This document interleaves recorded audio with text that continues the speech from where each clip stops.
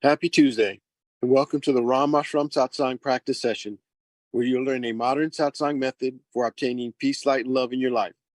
My name is Eddie, and I will be introducing the facilitator for today's event.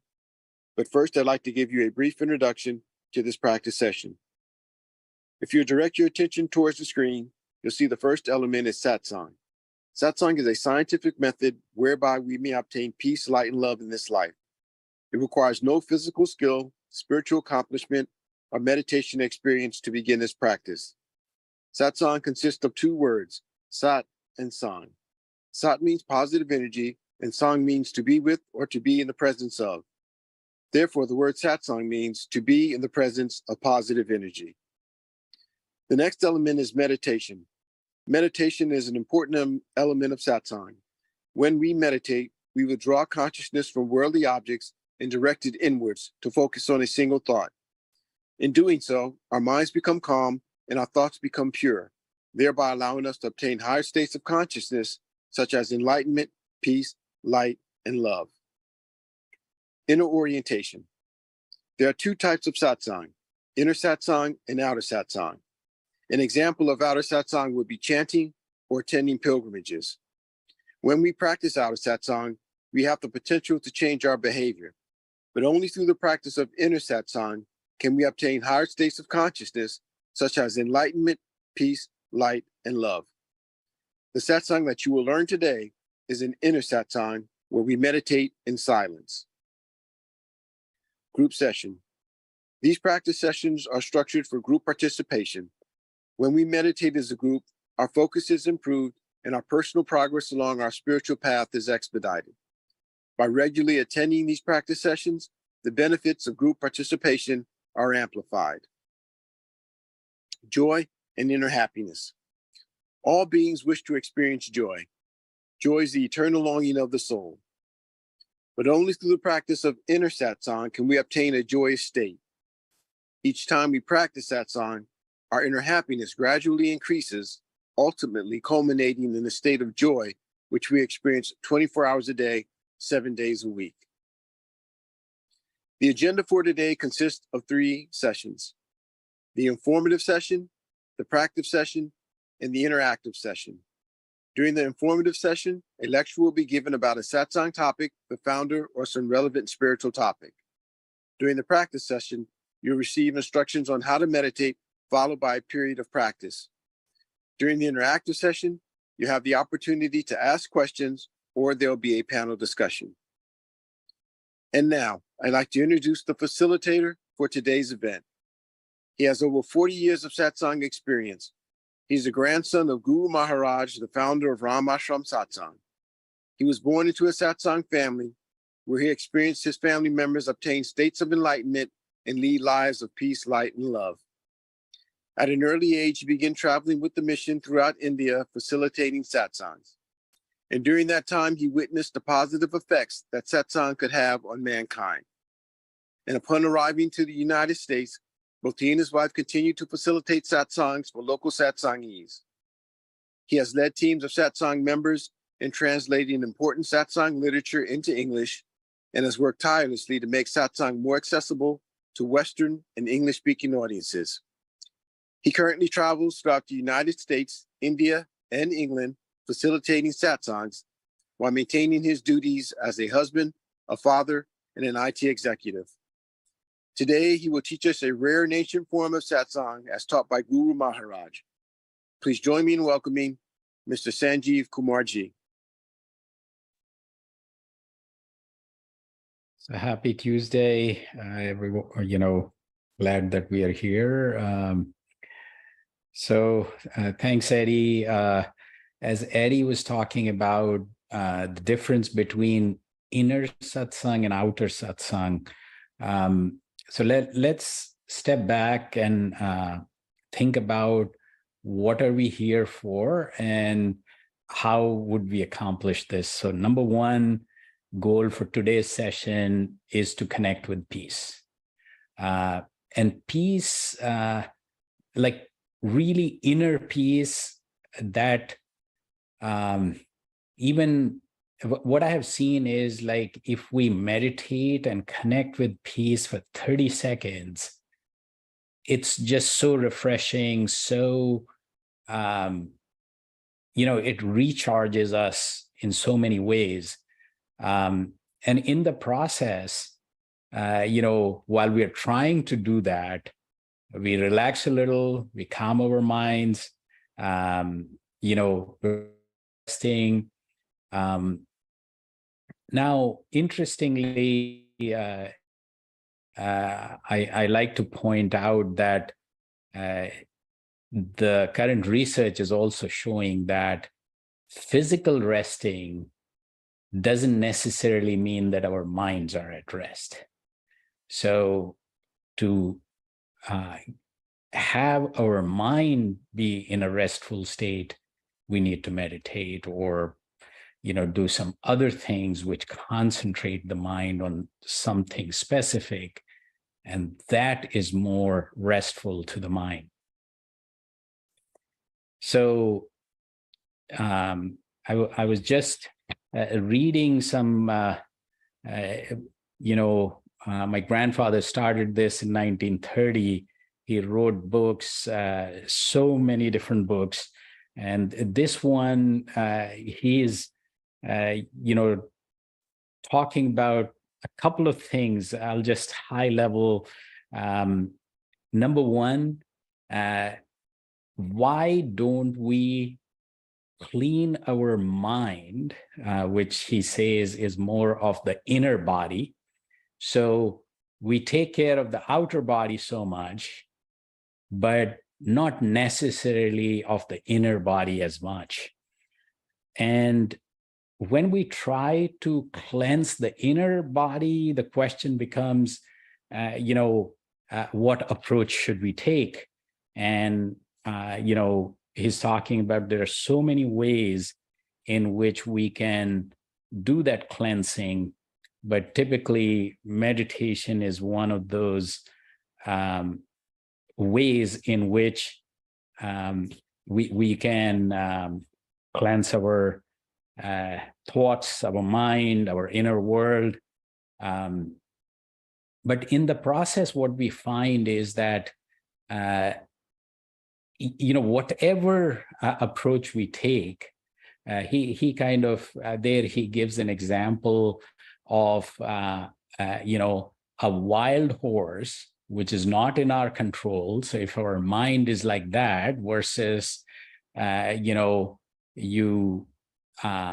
tame the horse and you're able to saddle it, you're able to, control it, two different situations, two different outcomes.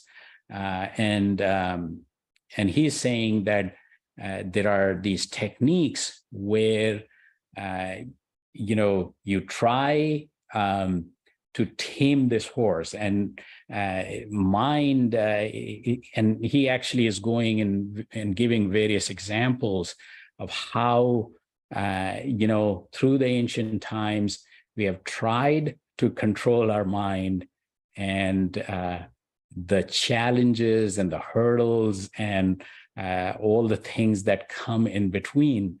So much so, and Eddie and I have been talking about, if you even control your mind, you get mental powers, the chances that become a bigger challenge for you is also there. And Candice, if you want to keep the video on, that's fine. So welcome. So we'll go through how to meditate. We'll meditate in silence on transcendental energy, and then we'll open up for discussion. So now, coming back to what we are here for, we'll practice meditation shortly, deep silent meditation on transcendental energy, transcendental light. So this whole process of getting to that point, I call transition in, and then, you transition out, so once you have imbibed this energy, you try to absorb it. So switching on and off is a little bit of a process, because we want to stop bringing in more garbage that, so if we are cleansing our mind and if we continue the barrage of thoughts, then it's not going to be helpful. So it's important that we orient our mind inwards and stop the chitter chatter that's going on within our mind. So how do we accomplish that? Through inner and outer silence. The inner orientation that we, so a lot of people go to, places which are very quiet and very, you take a retreat. So what you're trying to do is control your outer environment. But in the inner orientation, it's not just the outer noise, it's the inner noise that comes in the way as well. So how do we cancel that? So my grandfather, people used to refer to him as Guru Maharaj, achieved that inner and outer silence, packaged it, in 1930, and that's what we will practice today. So it's a very, very simple, no frills attached process, but as I think I was reading this book, he was describing this process where he was saying that there are hundreds of ways in which you can meditate, but everyone comes with, a whole bunch of challenges, because you have to practice, you have to tame this horse. The more you are able to, if you apply too much force, the reaction is pretty strong. So it's you have to keep a balance. You have to observe, you have to tire the horse before you saddle it, and so on and so forth. But anyway, so I'll come back to talking about some of the challenges that we all face and what solutions we have applied. But let's practice it for now, this method, and see how far we get. Hopefully, this simple and effective method, you will be able to connect with peace for if not the entire period of this meditation, at least a good fraction of it, or a good part of it. All right, so Yuan, if you could bring the inner yoga slide, let's talk about how we meditate. Sorry. Charge my phone.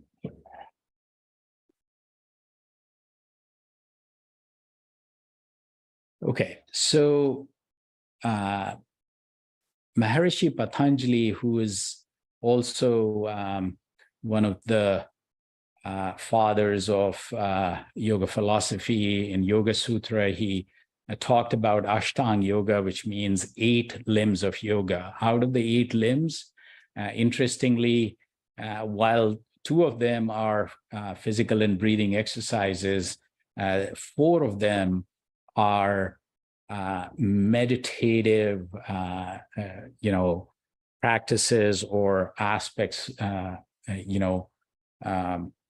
These are like meditation-related steps or limbs. So these 4 out of 8, I refer to them as inner yoga. We are having a special session tomorrow, 10 a.m. Eastern, same link on the International Yoga Day. I'll talk a little more about inner yoga.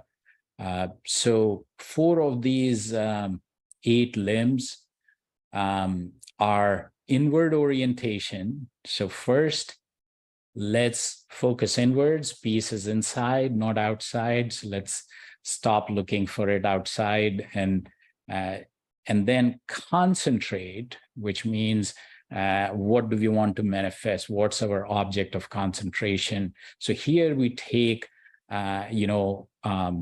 transcendental energy in form of light as our, focus, as our concentration or object of concentration. So we want to manifest this energy through this meditation that we will do. So what we do is the first 2 steps, inward orientation and concentration on transcendental energy, and then go deep into the silent meditation. And that, once meditation gets deep enough, just that results in samadhi, which is higher consciousness or higher awareness. Okay, so what do we do to get inward oriented? Eyes lightly closed and still body. So we want to sit in a relaxed posture so that the body doesn't move during our meditation, because every time the body moves, mind moves with it. What we're trying to do in our next step, which is concentration, is that we want to stop the barrage of thoughts and we want to focus on one thing. So typically, that's where meditations differ. There are breathing exercises, there are mantras, there are chanting, so on and so forth. Here, we are trying to get to the art of doing nothing. We are going to feel the presence of this transcendental energy right here, right now, and in form of light. And that light is entering our heart, distributing throughout our body, and we are becoming immersed in this light. We are becoming the energy. So again, mind would wander away. Once you realize that mind has wandered away, you bring it back. That's also inward orientation. So we're trying to manifest transcendental energy. We want to feel the presence.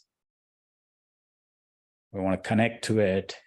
We want to see that the light, this transcendental energy in form of light, is right in front of us, entering our heart, enlightening our heart, and then enlightening every part of our body. So I'll say this again. So at this point, we will not try to do anything else. No other activity for this period of time. Will just try to manifest this transcendental energy in form of light that's in front of us.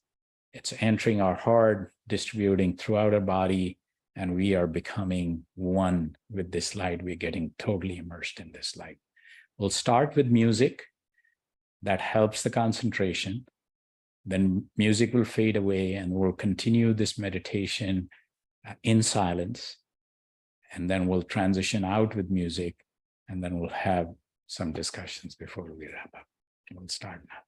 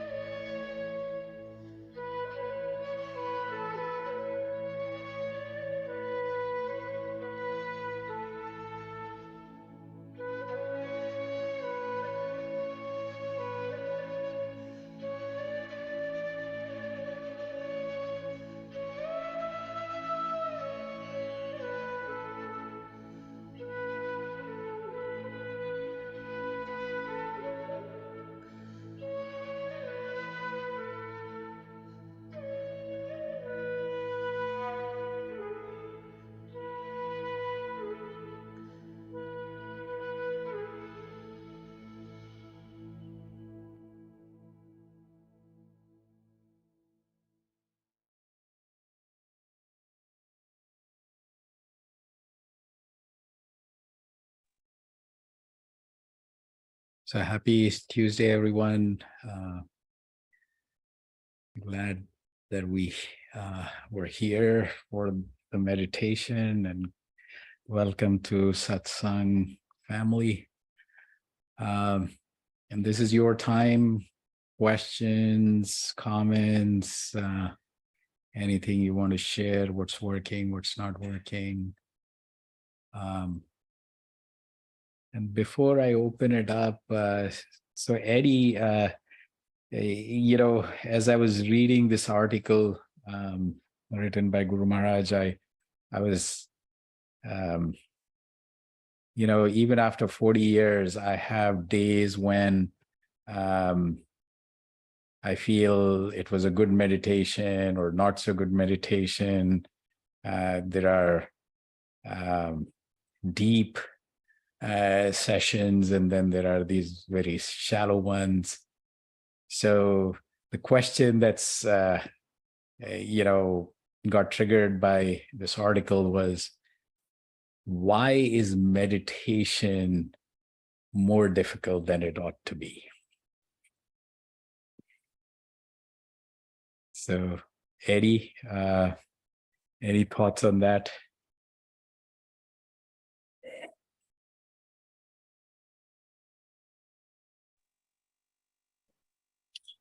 So the question for that then is, what are the hindrances and what are the obstructions?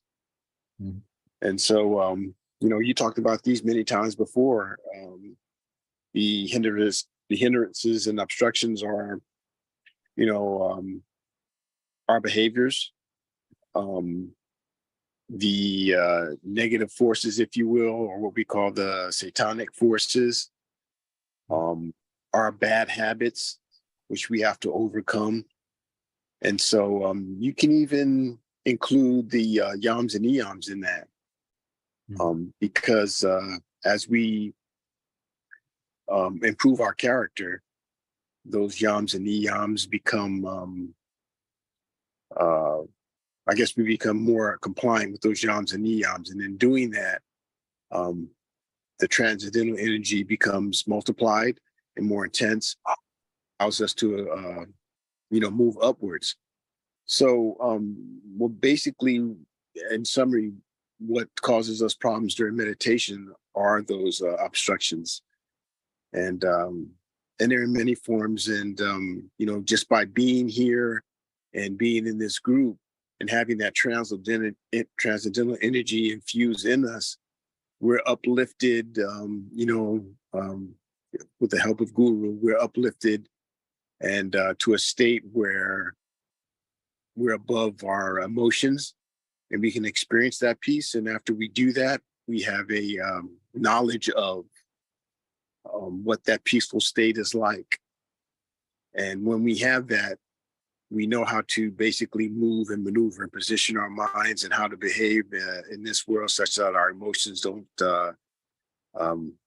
become a negative asset for us. But through right actions, we eliminate those emotions, and we're able to maintain that transcendental energy and move upwards. So, it's again, it's the obstructions that we create for ourselves in our lives. Well said. Thank you. So on that note, if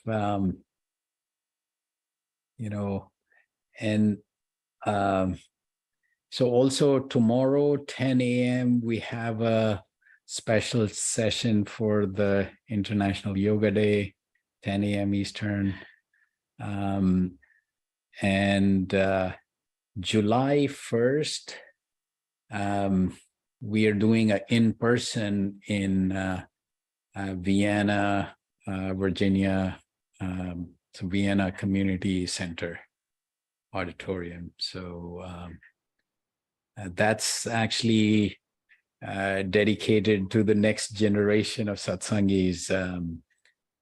So satsang for the next gen, the young adults.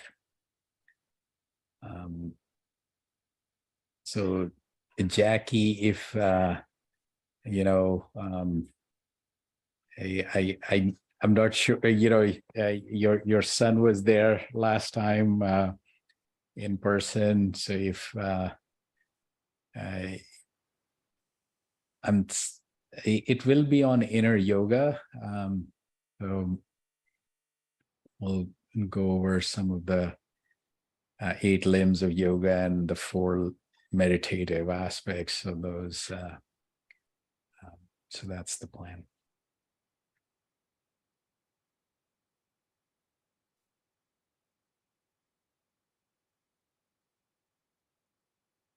Oh, okay.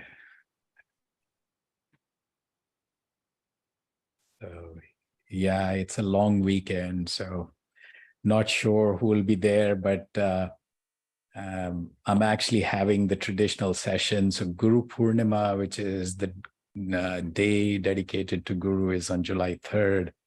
So I'm having July 1, 2, 3, so 5 sessions. And so the other 4 are traditional Hindi sessions. People from all over would be coming. So about 50, 60 people.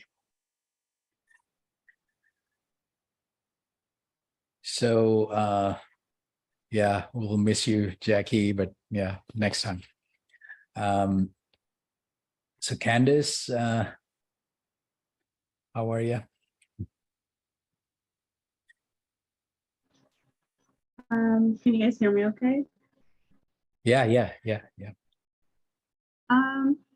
I'm doing okay. I was just thinking about what the experience felt like for me. I was able to, I've tried meditation before. I'm not really a person that does it routinely, but I would like to get back into the practice of doing that. I'm a therapist in training, so I eventually would like to know how to develop a routine practice for myself, and then also, offer it to other people that seem like they may be interested in it. But this time around, I was able to connect into a meditative state. It felt really calming. It felt restorative for me. But I was just curious as to, as far as like when we are having those days that we have our obstructions, is that something that will fade away over time the more and more we meditate, or is that just something that comes up just because of like our human nature? Was one of my questions. Yeah, awesome question. So I actually recorded a video where I talk about 3 energies within. They're referred as Sat, Raj, and Tam, but basically the positive energy, the negative energy, and a blend of that. And interestingly, it's said that one of these are dominant at one point in time. So when the positive is dominant, your meditation is effortless. It's very refreshing, very positive, uplifting, and everything else. Ideally, that's how meditation should be for most part. And that's why I asked that question. So whatever Eddie was talking about, if we keep the cleansing process on, and if we make sure that the things that distract us from being focused,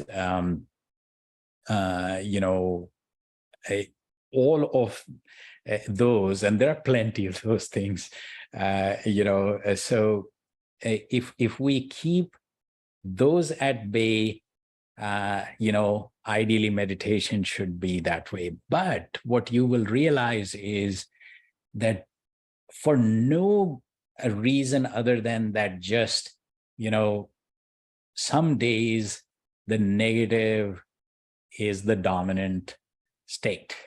The negative energy within has almost like taken over, lethargy, darkness, and I can go on and on. It's like, it just, you won't even feel like meditating.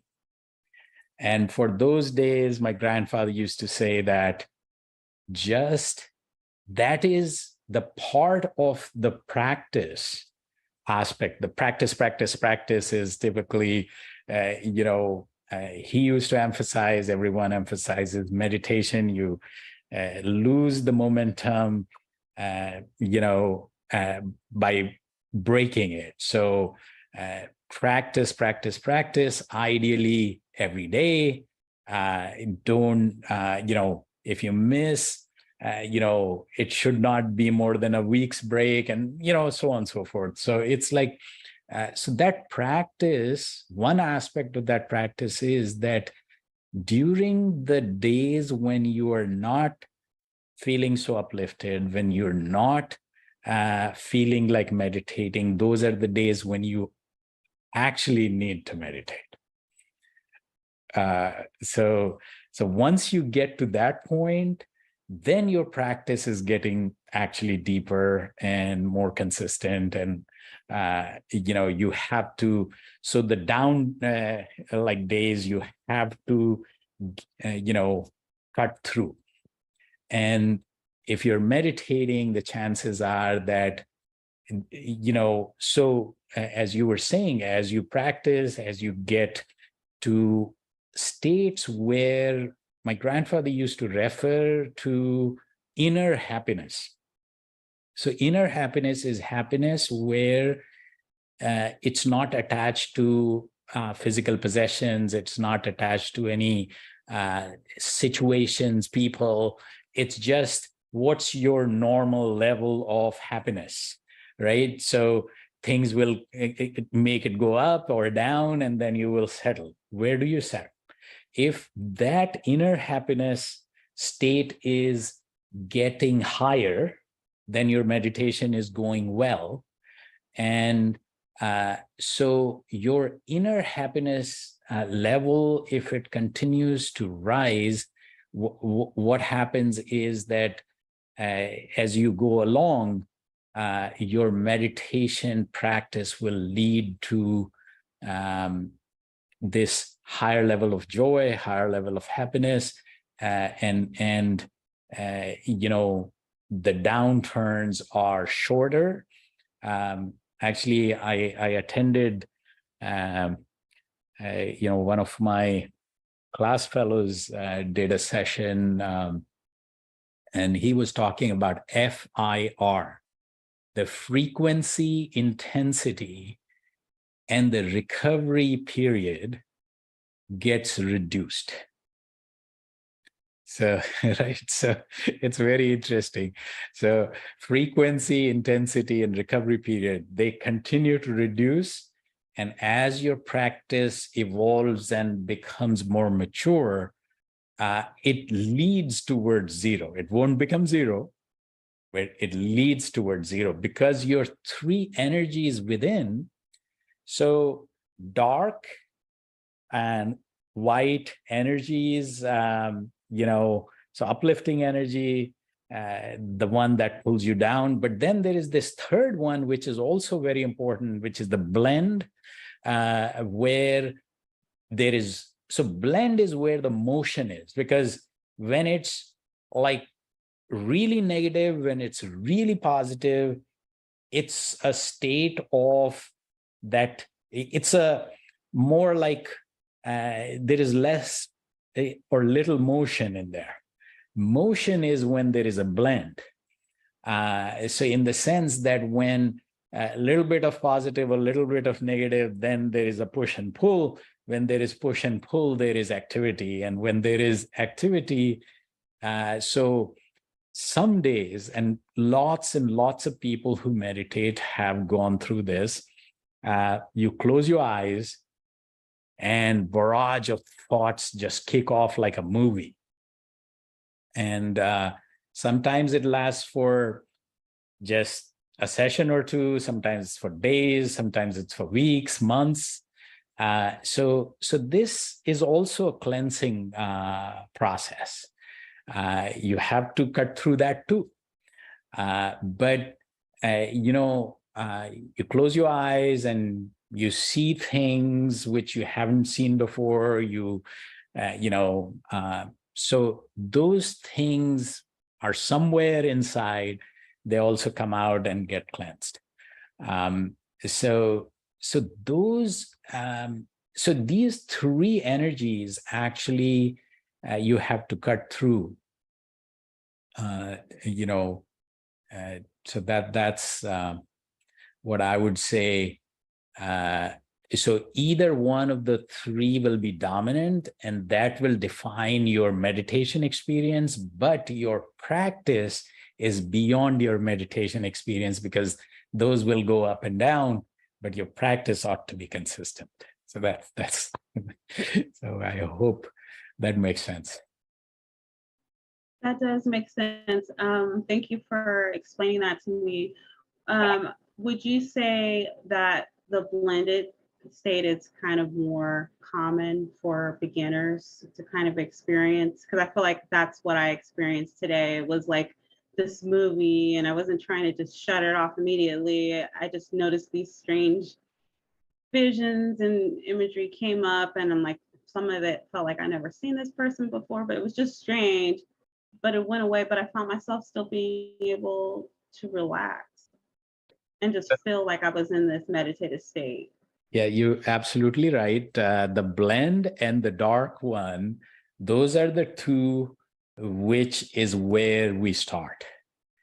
The goal is that through manifesting this positive energy, so initially you will have, when you are able to connect to the positive energy, you will feel uplifted. So sometimes it's for a shorter period of time, sometimes it is for the entire meditation. Those are the ones that motivate us, drive us, that, even like sometimes 30 seconds of real connection and deep meditation gives you so much uplift and so much, charge, that experience actually, keeps us moving in the right direction. And the intent of this meditation is that the ability to receive, to store, and to continue to replenish this positive energy, it is basically this, this practice.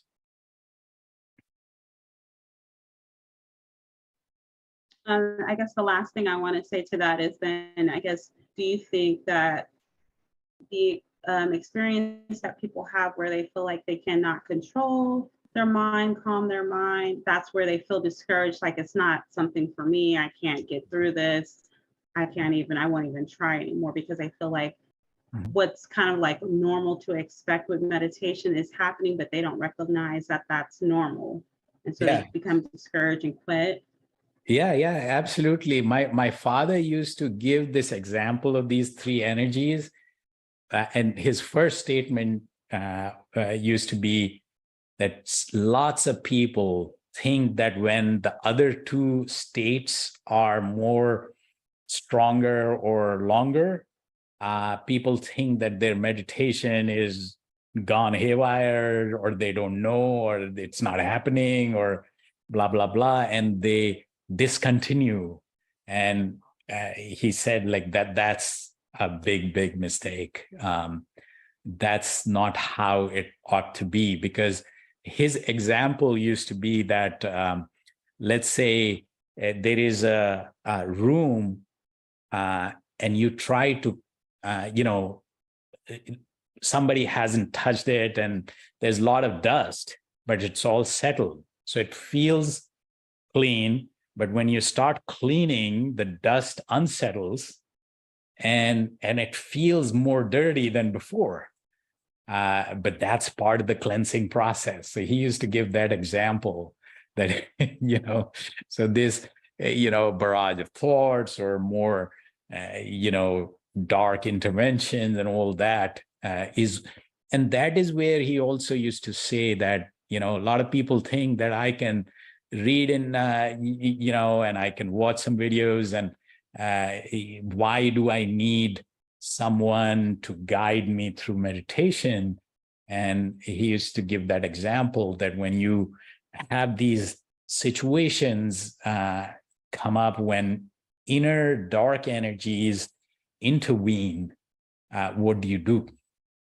So somebody who has been there, done that would, if we have that handy, then, that guidance helps at that point. So I can definitely see that. And that's what I appreciate from today's conversation with you. Thank you. Awesome. Thank you. Thank you. Glad you're here. And the link remains the same. Time remains the same. So I know Saturday morning would be early for you, but yeah, anytime, feel free, to join whenever you can.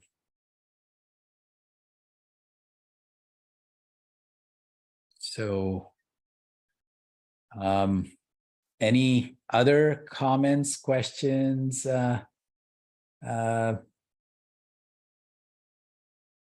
And we have another Candice and Sandra.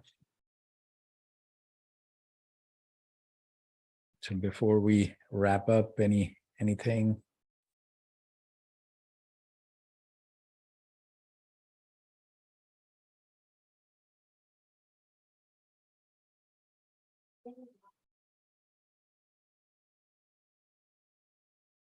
So awesome.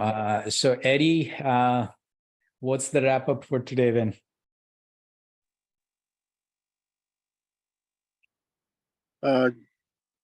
You mentioned peace. If we want, and I'll just say very simply, if we want more peace in our lives, then we should take an effort to undergo improving our character. So character development is very important into finding into helping you find peace. Why? Because our legitimate actions bring peace, and our illegitimate actions bring the opposite of that. So, let's all take an effort to try to improve our characters. And obviously, Satsang helps us do that. Yeah, and great point there. But Guru Maharaj also used to say that, it's a catch-22. Which one comes first? Do you meditate and then get better, behavior as a result, or you behave better and you get better meditation? So again, so he wasn't prescriptive at all. He was like, today's culture is what it is. So just do your best. And if you somehow, through group sessions and through individual practice, if, get a little bit of consistency through the ups and downs, the FIR would happen. So very well. So on that note, have a great week ahead. Tomorrow we have a session, and then July 1st also there is an in-person in Vienna, Virginia. So we'll look forward to seeing you sometime soon. Thank you. Thank you, Sanjeevji. Thank you. Namaste, bhaiya. Bye, everyone. Namaste, Bhaiya ji. Bye, everyone. Good night. Namaskar, bhaiya. Namaskar. Sabka namaskar. Namaste.